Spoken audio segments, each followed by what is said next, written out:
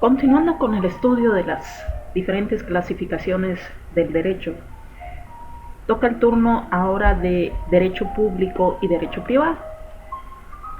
El derecho público es el conjunto de normas jurídicas que regulan las relaciones entre los particulares y el Estado, cuando éste actúa con su autoridad soberana, o bien regulan las relaciones entre dos o más estados soberanos. Aquí tenemos entonces al Estado, que tiene tres elementos que son el territorio, la población y un gobierno, poder o autoridad.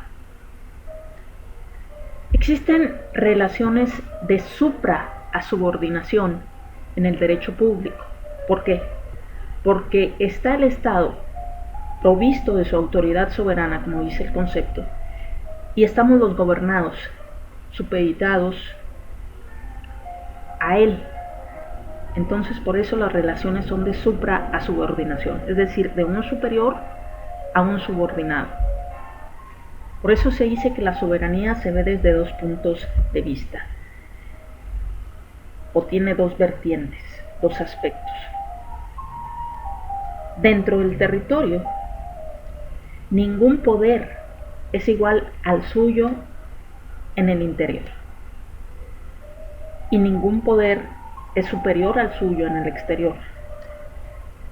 Estos dos aspectos de la soberanía nos proporcionan, pues, dos relaciones distintas. Frente a un Estado, otro Estado está en relaciones de coordinación, de igual a igual. Pero ya estando dentro de su territorio, con las relaciones que hay con sus gobernados, con sus habitantes, son de supra a subordinación. Por eso el Estado, por ejemplo, en el caso del derecho fiscal, donde se hacen o se llevan a cabo si el contribuyente, el obligado a pagar impuestos, no lo hace, se le embargan bienes suficientes para garantizar el pago de los impuestos que haya de pagar, más los recargos, multas, gastos de ejecución, etc.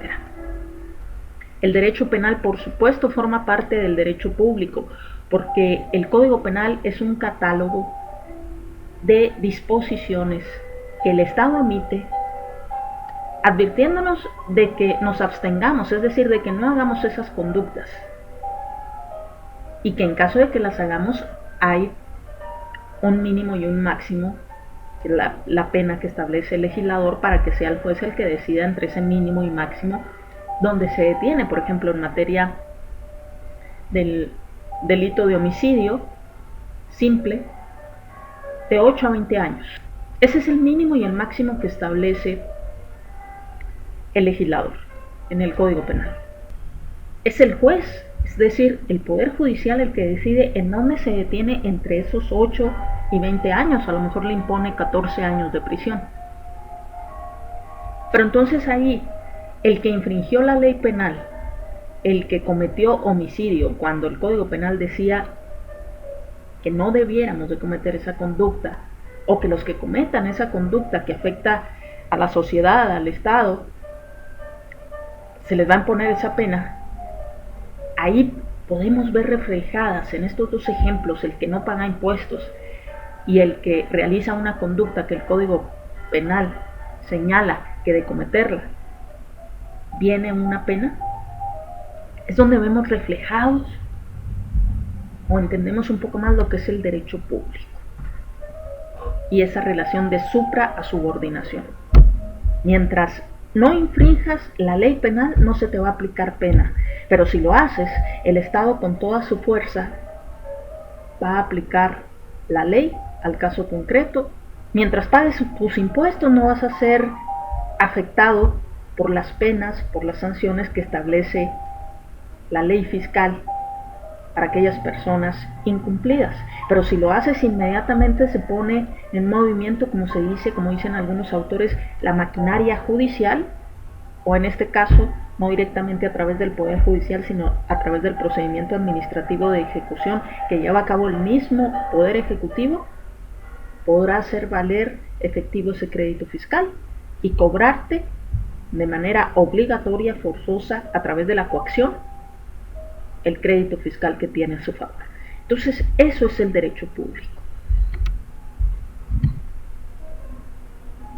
También forma parte del derecho público, vamos a recordar acá las dos vertientes de la soberanía. Las dos vertientes de la soberanía. Ningún poder igual al suyo en el interior, y ya lo explicamos. Ahora vamos a explicar ningún poder superior al suyo en el exterior. Los países, por ejemplo México, Ecuador, España, son estados que en sus relaciones son de coordinación, es decir, de igual a igual. Y por eso entre ellos pueden celebrar tratados internacionales de comercio a efecto de que se apliquen sus reglas en los diferentes territorios de los países que vayan a firmar ese tratado. Pero aquí se supone que estos países, que son entes soberanos, tienen relaciones de igual a igual.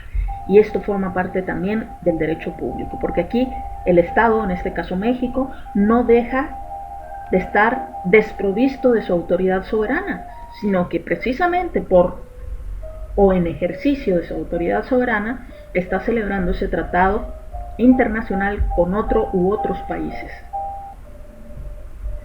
Ahora vamos a ver lo que es el derecho privado.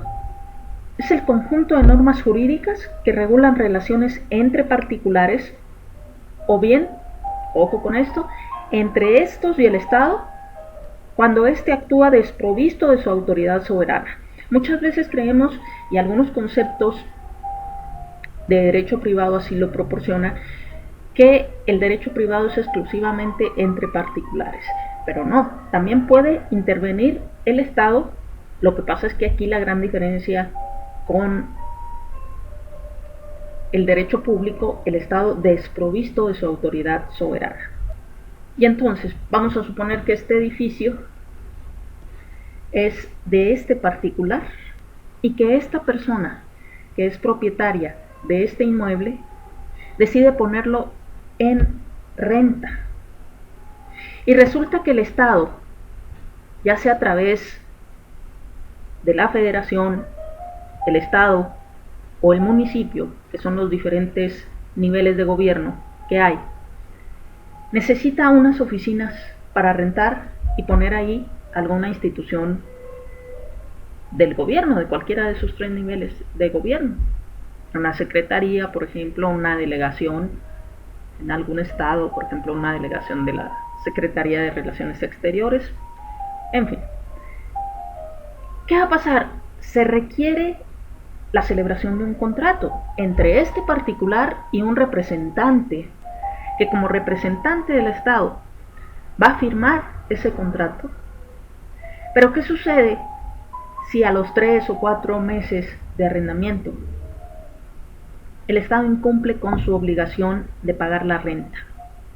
Así sea el Estado, si incumple con su obligación, entonces esta particular, que es el arrendador, es la arrendadora, la dueña del inmueble, tiene la facultad de demandar a su arrendatario, porque aquí está desprovisto de su autoridad soberana, está teniendo relaciones de coordinación de igual a igual. El Estado, pues, queda sujeto también a las leyes que son emanadas del Estado también, de otros órganos del Estado, pero que él se encuentra sujeto a esas leyes y que al haberlas incumplido puede ser sujeto de demandas y también del cumplimiento forzoso. Entonces aquí también estamos en derecho privado, aunque esté el Estado.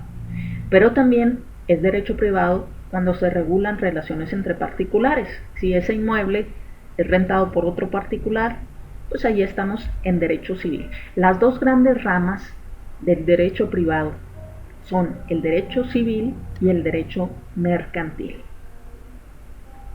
Por ejemplo, si nosotros somos comerciantes y celebramos con nuestros proveedores un contrato y nos envían la mercancía y luego después nosotros pagamos, esos son objeto de derecho privado.